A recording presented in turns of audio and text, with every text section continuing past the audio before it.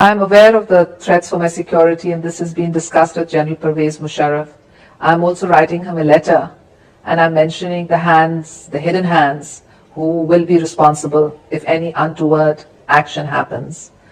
اعجاز شاہ پاکستان کے نئے وزیر داخلہ بریگیڈیئر ریٹائرڈ اعجاز شاہ کون ہیں اور ان کی اہمیت اتنی کیوں ہے کہ وزیر اعظم عمران خان کو وزارت داخلہ اپنے پاس سے اب اس بریگیڈیئر ریٹائرڈ کو دینی پڑی؟ اعجاز شاہ جو بریگیڈیئر ریٹائرڈ اعجاز شاہ کے نام سے مشہور ہیں، پاکستان کی سیاسی و عسکری برادری کا ایک دلچسپ اور متنازع کردار ہیں۔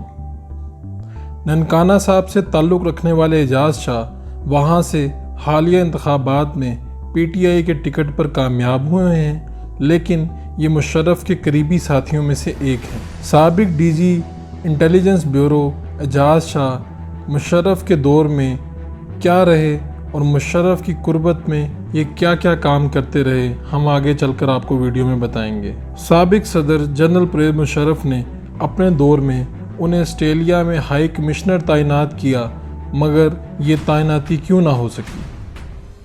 آسٹریلیا میں ہائی کمشنر تعینات کرنے کے احکامات جاری کیے گئے، مگر آسٹریلیا کے دفتر خارجہ نے ان کا نام ریجیکٹ کر دیا۔ ان کا نام ریجیکٹ ہونے کے بعد مشرف سوچ و بچار میں پڑ گئے کہ اپنے قریبی دوست کو کس عہدے پر لگایا جائے۔ مشرف نے انہیں ڈی جی انٹیلیجنس بیورو لگا دیا۔ اب یہ ڈی جی انٹیلیجنس بیورو تھے اور ان کا کام صرف اور صرف مشرف کے دشمنوں کو ٹارگٹ کرنا تھا۔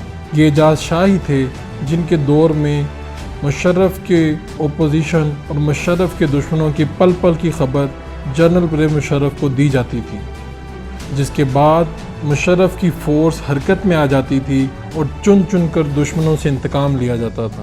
یہی اعجاز شاہ ہیں کہ جب ان کو وزیر بنایا گیا تو پیپلز پارٹی نے شدید احتجاج کیا۔ اس احتجاج کے پیچھے کیا وجہ تھی یہ بھی آپ کو بتائیں گے۔ یاد رہے کہ پیپلز پارٹی شروع سے ہی اعجاز شاہ کے خلاف ہے۔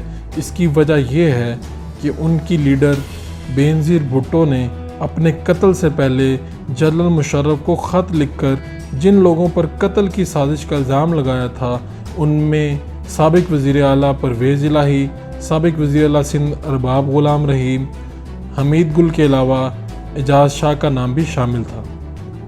جی ہاں، یہ وہی اعجاز شاہ ہیں جن کے اوپر بی بی مرحومہ کا قتل کا الزام بھی عائد ہے۔ اسی طرح سابق D G I S I Ziauddin Butt کا کہنا ہے کہ ڈی جی انٹیلیجنس بیورو یعنی کہ آج کے وزیر داخلہ اعجاز شاہ نے اسامہ بن لادن کو پاکستان میں چھپایا تھا، اور وزیر داخلہ سے بننے سے پہلے یہی اعجاز شاہ وفاقی وزیر برائے پارلیمانی امور کا حلف اٹھا چکے ہیں۔